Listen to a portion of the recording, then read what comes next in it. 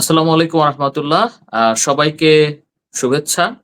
সবাইকে ওয়েলকাম জানাচ্ছি আমাদের আজকের আরেকটি আলোচনা ঠিক বলবো না, গল্পগুজব বলা যেতে পারে। আ সেটা মূলত একটা জিনিস আমাদেরকে ভাবিয়ে তোলে, সেটা হলো প্রয়োজনের নিরিখে হোক অথবা না হোক, আ আমাদের ছাত্রছাত্রীরা তারা বিভিন্ন রকম পরিবর্তনের মধ্যে দিয়ে যাচ্ছে। কিসের পরিবর্তন? সেটা হলো তারা কি পাঠ্যপুস্তক পড়বে, বইপত্র, যারা যেটা পাঠ্য বই যেটা পড়ে সেটার মধ্যে পরিবর্তন আসছে। আমি বলছি না যে পরিবর্তনগুলো প্রয়োজন ছিল না। আমি বলছি না যে প্রয়োজনগুলো পরিবর্তন দরকার নেই সেটা বলছি না। কিন্তু পরিবর্তনগুলো খুব আ ফ্রিকোয়েন্সিটা খুব বেশি হচ্ছে বলে অনেকেই মন্তব্য করছে। পাঠ্যপুস্তকের বস্তু বাদ দিয়েও আমরা যদি চিন্তা করি তাদেরকে কিভাবে মূল্যায়ন করা হয়, হ্যাঁ, এবং অন্যান্য বিষয়গুলো সেসব ব্যাপারে আমরা অনেক পরিবর্তন দেখতে পাচ্ছি। গ্রেডিং পদ্ধতি বলি অথবা তাদেরকে শিক্ষাদান পদ্ধতি বলি, হ্যাঁ? সবকিছুতে দেখা যাচ্ছে বাংলাদেশের প্রাথমিক, মাধ্যমিক, উচ্চ মাধ্যমিক এই পর্যায়গুলোতে বিভিন্ন পরিবর্তন সাধিত হচ্ছে। হ্যাঁ, পরিবর্তনগুলো প্রয়োজন ছিল। একটা গভর্নমেন্ট সবসময় চেষ্টা করবে সেটাকে আরো বেশি উন্নত করতে। উন্নত করতে গেলে অবশ্যম্ভাবী যে ব্যাপার যেটা সেটা হলো যে কন্টিনিউয়াস ইমপ্রুভমেন্ট। কন্টিনিউয়াস ইমপ্রুভমেন্ট প্রসেসটা ইমপ্লিমেন্ট করাটাই স্বাভাবিক। এবং বর্তমানে সরকার পরিবর্তনের পর অন্তর্বর্তীকালীন সরকারের সময়ও সব জায়গায় যেরকম সংস্কারের ব্যবস্থা করা হচ্ছে, তার সঙ্গে, সঙ্গে আমাদের শিক্ষা খাতেও আ এ প্রয়োজনীয় সংস্কারে হাত দেয়া হচ্ছে। তো এই সময়ে আমরা এই যে বারবার পরিবর্তন হচ্ছে, এই পরিবর্তন এখন যদি আমরা করি সেটাই কি ফাইনাল পরিবর্তন হবে? নাকি এরপরে আমরা আরো বেশি পরিবর্তন সামনে দেখতে পাবো? এটা নির্ভর করে মূলত এই পরিবর্তনগুলো একটা নির্দিষ্ট উদ্দেশ্যকে সামনে রেখে করা হচ্ছে কিনা? অনেক সময় পরিবর্তন উপযুক্ত না হলে আবার বারবার পরিবর্তন করতে হয়। সেই উপযুক্ত পরিবর্তনটা করা হচ্ছে কিনা? তো যাই হোক, এইটা নিয়ে আমাদের আজকে বলা যায় গল্পগুজব। আমাদের গল্পগুজব করার জন্য আমাদের সাথে আছেন আ শিক্ষা নিয়ে যিনি গভীর চিন্তাভাবনা করেন, যিনি আ জাতীয় শিক্ষা সেবা পরিষদ নামে একটি পরিষদ গঠন করেছেন। সেটার প্রেসিডেন্ট অধ্যাপক ডক্টর হাসনান আহমেদ। উনি ইউনাইটেড ইন্টারন্যাশনাল ইউনিভার্সিটিতে অধ্যাপক হিসেবে আছেন। আপনারা তাকে চেনেন। আর আমি উনার সাথে জাস্ট একটু গল্প করার জন্য আছি। মোহাম্মদ মহানুদ্দিন। আমিও অধ্যাপক হিসেবে আছি ইউনাইটেড ইন্টারন্যাশনাল ইউনিভার্সিটিতে এবং জাতীয় শিক্ষা সেবা পরিষদের রিসার্চ অ্যান্ড ইনোভেশন সেলের সাথে কাজ করছি। তো আমি একটু অনুরোধ করব আ হাসান আহমেদ স্যারকে। আমি হাসান স্যার বলেই সাধারণত স্যারকে সম্বোধন করি। হাসান স্যারকে অনুরোধ করব, যদি আপনি আপনার অনুভূতি কি? আমাদের এই পরিবর্তনের ধারা কি আসলেই একটা সুন্দর প্রবাহ পাবে নাকি পাবে না? উম, ধন্যবাদ প্রফেসর ডক্টর মহানুদ্দিন আমাকে প্রশ্ন করার জন্য। আসলে যে বিষয়টা নিয়ে আমরা কথা বলছি বা আলোচনা আজকে করছি, এই বিষয়টা আমরা সহজে উচ্চারণ করছি, কিন্তু এটার ভবিষ্যৎ প্রেক্ষিত এবং অতীত প্রেক্ষিত দুইটাই কিন্তু খুব ব্যাপক। প্রোফাউন্ডিটি যেটাকে বলি আমরা, ব্যাপকতা, গভীরতা, এটা কিন্তু অনেক গভীরে। তার কারণে একটা জাতি টিকে থাকবে কি থাকবে না, কিভাবে টিকে থাকবে, সবকিছুই নির্ভর করে হলো তার শিক্ষা পদ্ধতি, সে দেশের মানুষ সামাজিকভাবে বা প্রাতিষ্ঠানিকভাবে কতটুকু শিক্ষিত, বিশ্বে তাদের অস্তিত্ব কতটুকু সুদৃঢ়, এইগুলোর পরে মূলত হলো নির্ভর করে যে সেই জাতির ভবিষ্যৎ কি। তা আমরা লক্ষ্য করছি যে আসলে এই জাতীয় শিক্ষা সেবা পরিষদ আমরা তৈরি করেছি প্রায় ২-২.৫ বছরের হয়ে গেল। তো আমরা এটা লক্ষ্য করছি, এইগুলো দেখার পরে আমরা কিন্তু এগুলোতে এদেশের প্রায় শতাধিক ব্যক্তি, তার মধ্যে অধিকাংশই শিক্ষাবিদ এবং শিক্ষা নিয়ে ভাবনা চিন্তা করেন, বিভিন্ন পর্যায়ে যারা আছেন তাদেরকে নিয়ে আমরা কাজটা শুরু করেছিলাম এবং আমরা সবাই একসাথে কাজ করি এবং এটা আমাদের একটা অলাভজনক এবং কি বলা যায় এটাকে, অরাজনৈতিক একটা প্রতিষ্ঠান, এবং সেবামূলক সমাজকে সেবা প্রতিষ্ঠান। করার জন্য সেবামূলক একটা প্রতিষ্ঠান সংক্ষেপে বলা যায়। যে শিক্ষা পদ্ধতি আবার এখনো যেটা শুনছি যে নতুন যে সরকার এসেছেন, অন্তর্বর্তীকালীন সরকার, এখন তারা আবার সেই আগের পর্যায়ে ফিরে যাচ্ছেন। আসলে প্রকৃতির নিয়মে যদি যেটা বলে এর ভিতরে কিন্তু এই যে যেটা হচ্ছে এর ভিতরে আমার বয়স প্রায় ২.৫-৩ বছর বেড়ে গেছে। প্রত্যেকটা শিশুর বয়সই বেড়ে গেছে। অনেক পানি নদী দিয়ে গড়িয়ে গেছে। সুতরাং আমরা ওই যে আবার সেই পুরোনোটাতে ফিরে যাব, এইটাতে কিন্তু আমি একটু কিছুটা দ্বিমত পোষণ করছি, সম্পূর্ণ না। আবার এই অর্থ এই নয় যে আমরা যেগুলো সব করেছিলাম নতুন করে অনেক কিছু করেছি। হাজার, হাজার কোটি টাকা খরচ করেছি বিভিন্ন প্রজেক্টের নামে। সবগুলো ঠিক ছিল এটাও কিন্তু আমি তা বলব না। এটা এর আগেও আমি বিভিন্ন পত্রিকায় লেখালেখি করে বিভিন্নভাবে করেছি। যেমন ধরুন আপনারা যদি আমি একটা আজকে আমাদের প্রফেসর ডক্টর মোহানকে বলবো একটা ওয়েব পেজ নম্বর আমাদের এখানে দিয়ে দিতে, যেটাতে গেলে আপনারা দেখবেন যে শুধু ৬০ থেকে ৭০টা আর্টিকেল তো আমরা বলি না, আমরা বলি হয়তো এখানে যে পত্রিকার উপসম্পাদকীয় লিখেছে শুধু এই শিক্ষা এবং শিক্ষার পদ্ধতি, শিক্ষার পরিবেশের পরে। তো এইটা আপনারা দেখে নিবেন। কিন্তু মূলত শিক্ষা ব্যবস্থা মিলে যে কাজগুলো আমরা করছি এখন পরিবর্তন হবে নিশ্চয়ই। তার পাঠ্য বই কি হবে, কোন শ্রেণীতে কয়টা পড়ানো হবে। টেক্সট গুলো আমরা এর আগে জানি যে কিছুটা আপনারা হাসাহাসি করেন না। এই যে বাদর নাসারের খেলা আমরা যেটা শুরু করেছিলাম, তো এগুলো থেকে হয়তো আমাদের অব্যাহতি দেয়া হবে। তারপরে শিক্ষা পদ্ধতি যেটা শুরু করা হয়েছিল, বিদেশের আপডেটেড পদ্ধতি বিভিন্ন কথা বলে। কিন্তু আমাদেরকে সবসময় মনে রাখা দরকার হয় যে একটা দেশের শিক্ষা পদ্ধতি তৈরি করতে গেলে সেই দেশের সাধারণ মানুষের সামাজিক যে কালচার, তাদের মূল্যবোধ, তাদের চিন্তা চেতনাকে সম্পৃক্ত করতে হয়। নইলে কিন্তু সেই শিক্ষা পদ্ধতি ধোপে টেকে না। আমরা কিন্তু যে শিক্ষা পদ্ধতি নতুন চালু করেছিলাম সেটা কিন্তু সেরকম ভাবে করতে পারিনি। তো আচ্ছা, এজন্য তার মানে সরকার স্যার উদ্যোগ আপনি নিয়েছে। বলতে চাচ্ছেন, স্যার একটু ইন্টারাপ্ট করি, আপনি বলতে চাচ্ছেন যে মূলত এই যে এখন কথা উঠছে যে আমরা আবার পিছনের দিকে যাব, সেটার পিছনে কারণ হলো যে আগের যে পরিবর্তন হয়েছিল সেখানে মূলত আমাদের প্রয়োজন বা আমাদের সংস্কৃতি, আমাদের দেশের প্রেক্ষাপটে যেটা দরকার সেটা সঠিকভাবে বা পরিপূর্ণভাবে বিবেচনা করা হয়নি বলেই আবার আমাদেরকে পিছনের দিকে ফিরে যাওয়ার কথা চিন্তা করতে হচ্ছে, এরকম কিছু? হুম, হ্যাঁ, কিন্তু পিছনের দিকে ফিরে গেলে কিন্তু সব সমস্যার সমাধান না। তার কারণ পরিবেশ, কিন্তু এরকম তো পারিপার্শ্বিকতা, হতে পারে, ঘটনা। সেটা হলো যে আমরা যেটুকু ঠিকমতো হয়নি সেটুকু পেছনের দিকে ফিরে গিয়ে আবার রাইট ওয়েতে যদি সামনের দিকে আগাই তাহলে তাহলে কেমন হয়? আমার মনে হয় আপনি ঠিকই বলেছেন।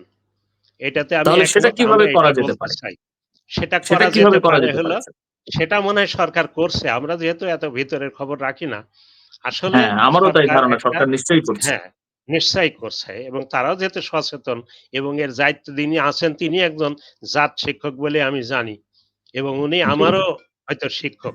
এই সাবজেক্টটা না হলেও আমার আমার অনেক বন্ধু আছে যার শিক্ষক উনি। তো আমাদের বক্তব্য হলো যে করতে হবে কিন্তু একেবারে সম্পূর্ণ পুরনোটায় ফিরে না গিয়ে আসলে আর্টস, সায়েন্স এবং কমার্সের কথা আমরা শুনেছি। সেখানে হুম, হুম। ফিরে না গিয়ে এটার কিন্তু বর্তমানে অনেক ধারা বেরিয়েছে। বিভিন্ন এই প্রক্রিয়া বেরিয়েছে যেটার মাধ্যমে শিক্ষাটাকে আরো যুগোপযোগী করা যায়। এটাকে হুম। আমরা এখন যদিও অনেকে অনেক কথা বলছেন কিন্তু এই জিনিসগুলো নিয়ে আমি না আমরা জাতীয় শিক্ষা সেবা পরিষদ কাজ শুরু করেছিলাম প্রায় ২.৫ বছর আগে। এই নিয়ে একটা আমরা জাতীয় পর্যায়ে সেমিনারও করেছিলাম। সেখানে আমরা নাম দিয়েছিলাম হলো অ ইন্টিগ্রেটেড সিস্টেম অফ এডুকেশন। এই আচ্ছা, আচ্ছা। Integrated G. সিস্টেম অফ হুম। এডুকেশনটাকে যদি আমরা এখন সামনে নিয়ে আসি, সেটা অতীতকে যেমন আমরা ধারণ করব, পাশাপাশি যেসব পরিবর্তন ওরা করেছে, সেই পরিবর্তনের ভিতরে যদি কোনো আমাদের জাতীয়তার ক্ষেত্রে, মানে বাংলাদেশী জাতীয়তার ক্ষেত্রে যদি কোনো পরিবর্তন বা কোনো কিছু করার দরকার হয়, সেটা আমরা করব। কিন্তু এখন হুবহু অতীতে ফিরে যাব না। তার কারণ বারবার হুম। আমরা দেখলাম যে বারবার পরিবর্তন করলে এতে শিক্ষকরা যতটা না ভোগে তার থেকে ছাত্রছাত্রী যারা এর একেবারে সামনাসামনি শিকার হয়, ডাইরেক্ট শিকার হয় ছাত্রছাত্রীরা। এই বিষয়গুলো যদি তবে আমার আমাদের আমার যাদের মনে হয় কমিটি, স্যার, আ আমার মনে হয় সরকার, আমার মনে হয় না যে সরকার একেবারে শুধু জাস্ট কম্পিউটারে যেরকম আমরা আনডু করি, কন্ট্রোল জেড, সেটা ঠিক করছে না। আমার মনে হয় ফিরে যাওয়া বলতে এটাই বোঝাচ্ছে যে আ যেটুকু ঠিকভাবে হয়নি সেটুকুকে ব্যাকআপ করে আবার হয়তো সামনের দিকে আগানো। কিন্তু আপনি কি মনে করেন যে এই ক্ষেত্রে আপনার কোনো পরামর্শ আছে কিনা যে এই যে আসলে ফিরে যাওয়া মানে ফিরে যাওয়া নয়। আমার কাছে মনে হয় তারা নিশ্চয়ই ফিরে যাবেন এবং আরো সামনের দিকে আগাবেন সঠিকভাবে। তো সঠিকভাবে আগানোর জন্য কি আপনার কোনো প্রক্রিয়াগত পরামর্শ আছে কিনা? বা আপনার কোনো চিন্তাভাবনা এটা নিয়ে আছে কিনা? সেটাকে আমি বলছি যে ইন্টিগ্রেটেড সিস্টেম অফ এডুকেশন। আচ্ছা, ইন্টিগ্রেটেড সিস্টেম এমন একটা সিস্টেম যেখানে ওই আর্টস, সায়েন্স, কমার্সই শুধু থাকবে না। এর সাথে কেউ যদি কথার কথা একটা সাধারণ স্কুল থেকে কেউ যদি চায় যে আমি এখান থেকেই আমি ইসলামের ইতিহাসে মাস্টার্স করব। আমি আরবিতে মাস্টার্স করব পরবর্তীতে। আচ্ছা, তাও আচ্ছা। যাতে সে হুম, পারে। যদি সে বলে হুম, আমি কৃষিবিদ হতে চাই, তো তারও সেও হুম। যেন ১ম থেকেই ক্লাস ৯ থেকে সেরকম কোর্স নিয়ে সেভাবেই প্রস্তুত হয়ে এগিয়ে আসে যেতে পারে, ছোটবেলা প্রস্তুত থেকেই। হয়ে যেতে পারে থেকে। আচ্ছা। এরকম করার কিন্তু অনেক স্কোপ আছে। যেগুলো হুম, এই আমরা যেটা করছি এইটার মধ্য থেকেই একটা ইন্টিগ্রেটেড শব্দের অর্থ কি? সমন্বিত একটা শিক্ষা রাইট। পদ্ধতি আমরা তৈরি করতে পারি। যেটাকে বলছি না যে গ্রুপিং থাকবে না। কিন্তু সেই গ্রুপিংটা থাকবে হলো শিক্ষার্থীর নিজের ইচ্ছের পরে। সেটা জি। এই এসএসসি তে হতে পারে, এইচএসসি হতে পারে। আরো কিছু সমস্যা আমরা লক্ষ্য করি সেগুলাও হতে পারে। এখানে ধরুন এই যে এই গতটার কথাই বলি আমরা এখানে মূল্যায়ন পদ্ধতির একটা খুব বড় অসুবিধা ছিল। পরীক্ষার প্রশ্ন সেটিং পদ্ধতি একটা অনেক অসুবিধা ছিল।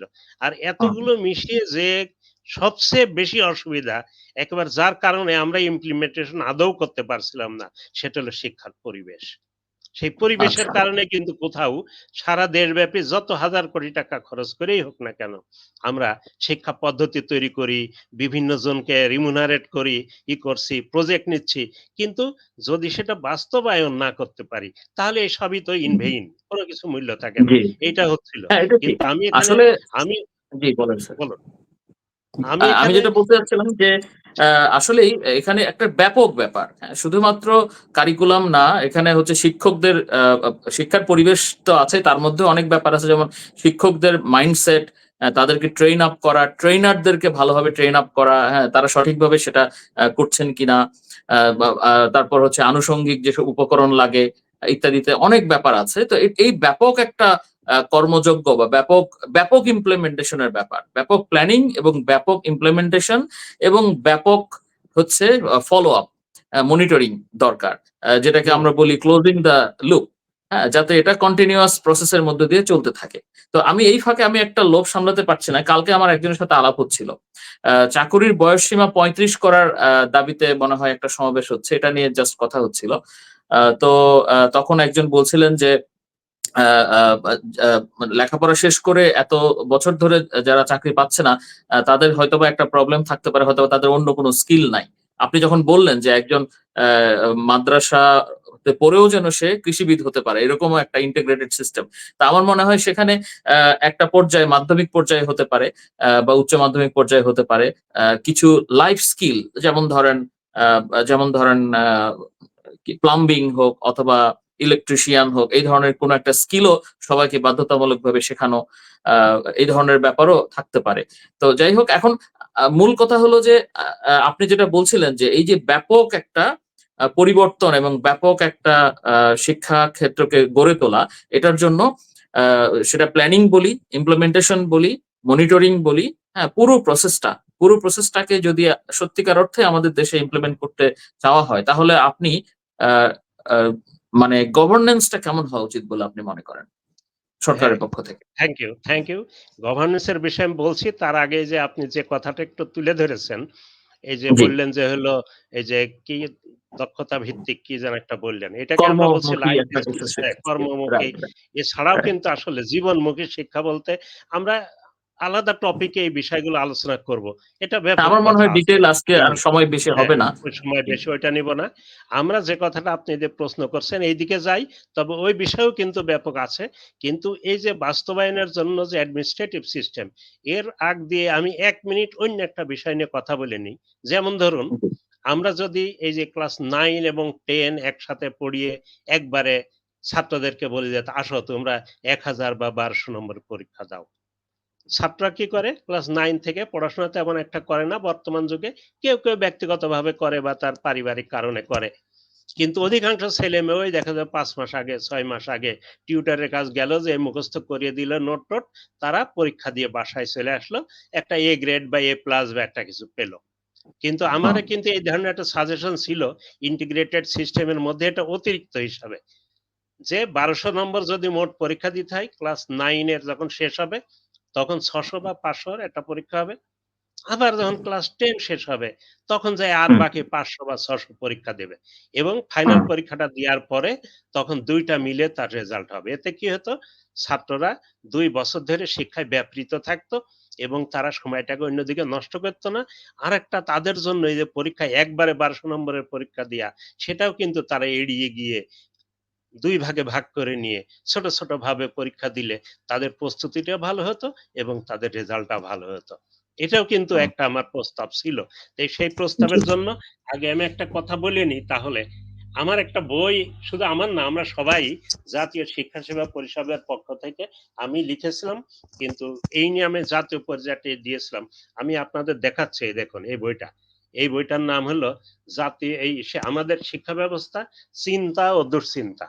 এই বইটা আপনারা ইচ্ছে করলে ডাউনলোড করে নিতে পারেন। আমি আজকে আমাদের প্রফেসর আ ডক্টর স্যার এটার মহানুদ্দিনকে লিংক বলব ডেসক্রিপশন এটা বক্সে দিয়ে লিংক দিব দিয়ে স্যার দিবেন। আসলে। হ্যাঁ, দিয়ে দিবেন। জি, তাহলে হয়ে যাবে। আপনার যার যেটা খুশি এটার ভেতরে একেবারে পদ্ধতি সহ সবকিছু দেয়া আছে যতদূর পারা যায়। ইমপ্লিমেন্টেশন নাই। ইমপ্লিমেন্টেশন এর জন্য দেখবেন ওখানে ঘাটলে আরেকটা বই আছে সেটাও আমাদের পক্ষ থেকে আমরা তৈরি করেছিলাম জাতীয় শিক্ষা সেবা পরিষদের পক্ষ থেকে। আমাদের প্রত্যেকেই অনেকে কন্ট্রিবিউট করেছে। শুধু নিজের স্বার্থে নয়, দেশের স্বার্থে আমরা যেহেতু জাতিতে শিক্ষক, সম্প্রদায় হিসাবে শিক্ষক, সবার যদি উপকার হয়। তো যাই হোক আমাদের সময় বেশি চলে যাচ্ছে। বাস্তবায়নের ক্ষেত্রে যে কথাটা বলছেন, আমি হুম, একটা জিনিস লক্ষ্য করি যে হায়ার এডুকেশন এর জন্য আমাদের ওখানে আছে বিশ্ববিদ্যালয় মঞ্জুরি কমিশন। কলেজের জন্য আরেকটা এরকম কর্তৃপক্ষ আছে। তারপরে এদিকে ও শিক্ষা মন্ত্রণালয় আছে। বোর্ডই আছে হলো মাদ্রাসা শিক্ষা বোর্ড। আবার এই যে সাধারণ যে স্কুলের জন্য বোর্ড আছে। আবার আমার আমার কারিগরি যদ্দূর শিক্ষা মনে বোর্ড। পড়ে কারিগরি শিক্ষা বোর্ড আছে। শুধু তাই নয়। আমাদের কওমি মাদ্রাসার জন্য এদেশে ৬ টা শিক্ষা বোর্ড আছে। তারপরে এই শুধু শিক্ষা বোর্ডের ব্যাপার গেল। আরো বললাম আর এরকম স্কুল কলেজের এই যে জেলা পর্যায়ে এইসব যে এগুলো আছে, এইগুলোর ভিতর কোনো সমন্বয় আমি লক্ষ্য করি না কখনোই। এই সমন্বয় লক্ষ্য করি না বলেই বিগত ২৮ এ এটা আগস্ট, এই যে গত মাসেরই ২৮ তারিখে আমি জি, আগস্টের ২৮। সংবিধান পরিবর্তনের বেশ কিছু পয়েন্ট ওখানে লিখেছিলাম। তার ভিতরে একটা পয়েন্ট দিয়েছিলাম শিক্ষার জন্য যে আমাদের দেশে এইগুলো সমন্বয় করা, কন্ট্রোলিং করা এবং বাস্তবায়ন করা একার ১ম থেকে শেষ পর্যন্ত একটা অথরিটি থাকবে। সেই অথরিটিটার নাম হবে হলো বাংলাদেশ শিক্ষা কমিশন। এটা একটা পার্মানেন্ট। আমরা কি করি? সাধারণত একটা শিক্ষা কমিশনের দরকার হলে যে সরকার যখন আসে ৬ মাস বা ১ বছরের জন্য একটা কমিশন তৈরি করে। তারা তাদের কাজ করে রিকমেন্ডেশন দিয়ে চলে যায়। কিন্তু এটি ইমপ্লিমেন্ট হলো কি হলো না, এটা যে পার্সুয়েশন এটা কি বলবো? ফিডব্যাক নিয়ে সেটা নিয়ে কাজ করা এবং কার কতটুক দায়িত্ব আছে সেটা এনশিওর করা, সেই কাজগুলো হচ্ছে কিনা সেটা সমন্বয় করা এবং প্রয়োজনে প্রশাসনিক দক্ষতা দেখানো, শিক্ষকদেরকেও আবার সে মতো করে ট্রেনিং দেয়া। আরেকটা সবচেয়ে বড় কিছু এখানে আছে সেটা হলো যে আমাদের যে শিক্ষকগুলো বর্তমানে এই যে দুর্নীতি সব জায়গায় ঢুকতে শিক্ষাঙ্গনও তো আমাদের দেশ থেকে কোনো বিচ্ছিন্ন দ্বীপ নয়। এটা এদেশেরই একটা অংশ। এখানেও সেই দুর্নীতি ঢুকে গেছে।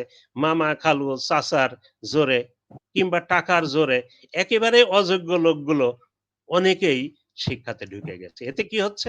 কোন শিক্ষক খুবই ভালো, আমরা হুম, বিশ্বাস করি যে এখনো ভালো শিক্ষক আছে।